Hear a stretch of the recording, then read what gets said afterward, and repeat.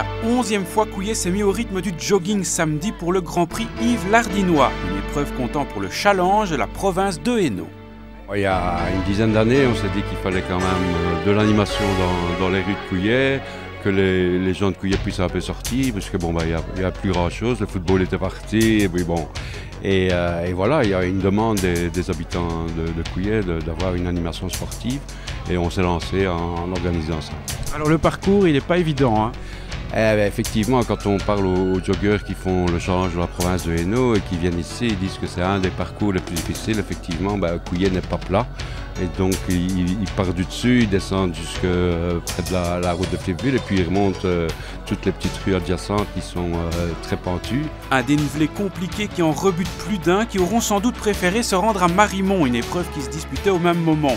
Il n'était en effet pas plus de 300 courageux sur les deux distances et de la rue de Villers, direction Parenville. Effectivement, depuis le début, on est allé voir dans Parenville, il y a un énorme parc et donc là, dans Parenville, il y a déjà 1,2 km qui va être parcouru et il commence par là puisqu'ils descendent le parc Parenville jusqu'au niveau de la rue de Gilly et puis ils doivent remonter tout l'autre côté du parc Parenville. Donc quand ils remontent de là, vous verrez, ils sont déjà assez fatigués. Organisée par la province de Hainaut et l'ASBL couillettoise Cosac, l'épreuve offre une magnifique vue sur Charleroi, un panorama urbain que les joggeurs n'ont pourtant guère le temps d'apprécier.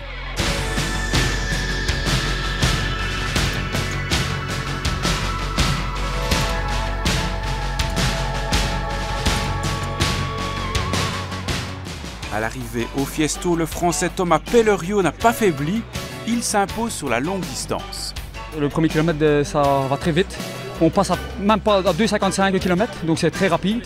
Et après, vous avez la côte du parc pour quasiment pas récupérer, quoi. Donc, alors le premier, Thomas Pellerio, est parti très vite. On est revenu, il a récupéré un avis dans la côte. On est revenu, moi et Logan, mais après, il a réaccéléré dans la deuxième partie du circuit. Il était intouchable. Dès le départ, il est parti. Bon, il avait déjà creusé l'écart, donc je savais bien qu'on ne serait pas revenir, quoi. Donc, j'ai fait la course avec Dominique. Et puis bon, sur la fin, j'ai accéléré dans la dernière côte. J'ai mis une patate, qu'on appelle ça. Et voilà. Logan Liégeois termine second. Il revient en forme en cette fin de saison. Oui, on est parti sur un tempo très rapide. On est passé en 3 minutes au 1000. Très rapide. Donc j'ai essayé de continuer sur ma lancée. Mais bon, je savais que je ne tiendrais pas toute la course ainsi. Aujourd'hui, mon but, c'était de courir pour essayer de battre Dominique. Parce que je suis normalement beaucoup plus fort que lui, mais bon, vu que j'ai eu une période creuse, que j'ai resté 3 semaines sans courir, j'avais plus envie. Bon, donc maintenant je m'y remets sérieusement. Je dis que d'ici la fin de saison, normalement je serai au top, quoi. Le coureur de Merbe-Sainte-Marie, Dominique Paquet, termine 3e, mais il va s'adjuger le challenge provincial, son grand objectif de la saison. Oui, ici j'ai quasiment 300 points d'avance au challenge.